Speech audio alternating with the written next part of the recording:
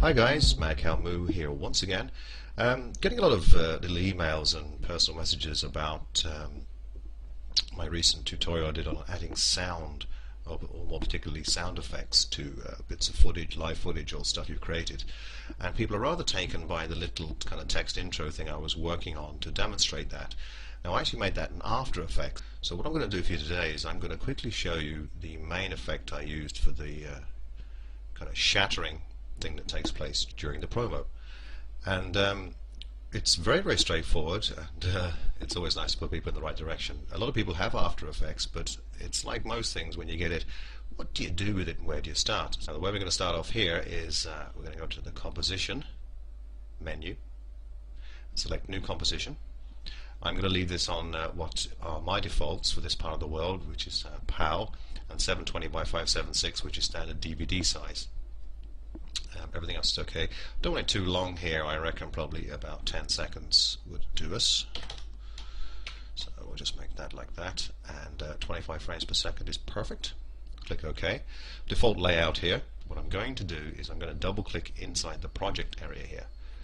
This will open up a little import file browser, and here's an image I snagged off of Google, or rather Google Images. I forget what I was typing in now. I think it was fantasy wallpapers or something like that, and this one caught my eye, as it were.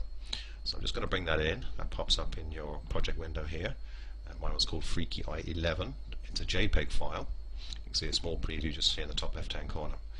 Now in the composition window, comp 1 is already open, and it's already set, as I say, at the 720 by 576 pixel default DVD size. And I say this is purely for demonstrating the effect here.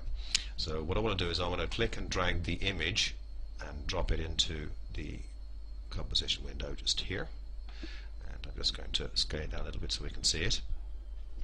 Now the resolution I'm working in actually in the composition viewer here is quarter.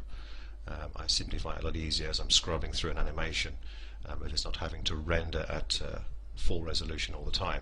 So I have mine set for quarter just for the demonstration here today. Now we can go about and resize this image using these little boxes here on the frame.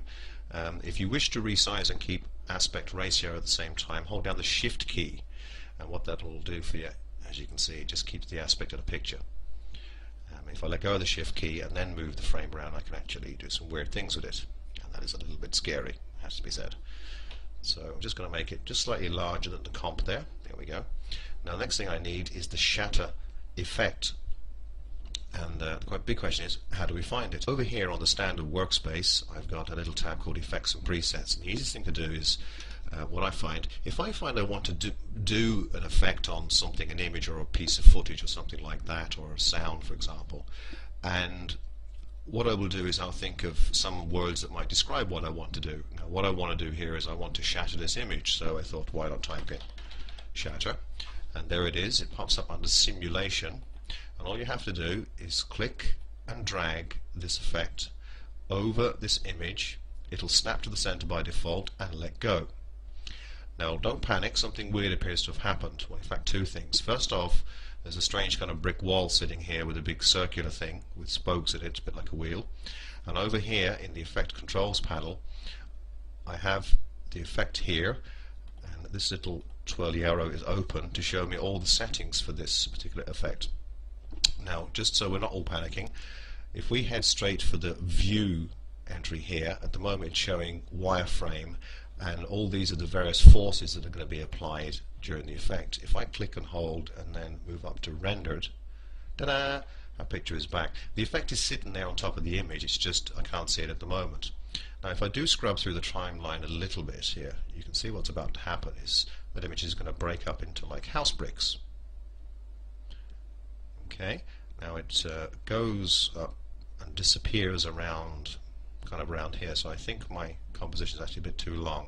Let's come down and make it about 4 seconds, and the easy way I like to do that is if I drag this bar down to around 4 seconds and then go to composition and trim comp to work area. Here we go, it's now made it about 4 seconds long. Scrub up and down there. Okay, what can we do with this effect? Well, obviously this is not looking like it is in my little intro promo I was working with in Vegas there. But you can do some things with it. And the first thing is to twirl down the shape setting here, and under the first entry pattern I've got a whole number of presets in here. What I used in the intro was actually glass. The default glass looks like this, got little bits of triangle, and to me they're looking a bit uniform size wise. It kind of breaks from the middle and kind of spins out towards the camera and then starts to drop down like that. So there's a couple of things wrong with that for me, which is the pieces are not thick enough, they're not dropping quickly enough, they're far too big, and they're a bit too uniform looking. So how do we fix that? Well, first off, I'm going to hit the repetitions entry just here. I'm going to click in there, and I'm going to type something stupid in, like say 20. Hit enter, and just a quick shortcut there. If you tap the 0 key on your number keypad on your keyboard, it'll generate what's known as a RAM preview for you, which means it'll temporarily render your project into the RAM memory on your PC. So the more of that you have, the better. And you'll notice this happening down here on the timeline. When I press this 0 key, you can see a little green bar building, and if we look up here at the render, you can see it's rendering the image, and as soon as it's completed the 4 seconds, it'll actually play normal time for you. And there we go, it's just playing through a couple of times, and it'll keep playing until you press the 0 key again. So it's starting to look like what we need, so I'm just going to hit 0 on the keypad again. That'll stop the render, stop the preview, and return me back to 0 seconds. Now I'm going to look at the extrusion depth. Now what this is basically saying, or a complex way of saying, is how thick the pieces are. The default setting is 0.2, so let's make that 0.8. Just hit enter there. Now if I scrub through, you'll start to see that the pieces have some thickness to them, so it makes it a little bit more 3D looking. Okay, there's a couple of things still wrong with it. I need to look at the kind of gravity, because as I say, it's kind of blowing out and coming towards the camera and then very gently dropping off. I want that to happen quicker. If I go to physics and twirl that down, there's a couple of things we can change in here. First of all, the gravity default setting is 3. Let's make that 6. Hit enter. Let's do a quick RAM preview of that. Now that seems to be exploding and dropping off just under the 2-second mark, which is a bit better. Okay, and what we're going to look at now is the viscosity. So I'm going to change from 0.1 as a default to 0.6. Hit enter. Quick look at that.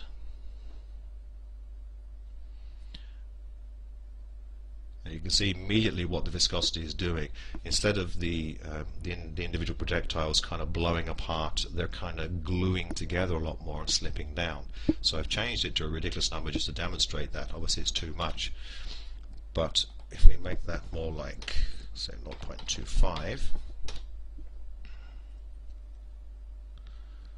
what I'm looking for here is I'm looking for enough of this setting, this viscosity setting, to kind of keep the pieces together so they don't all disappear off the edges of the frame, and that's looking pretty good there.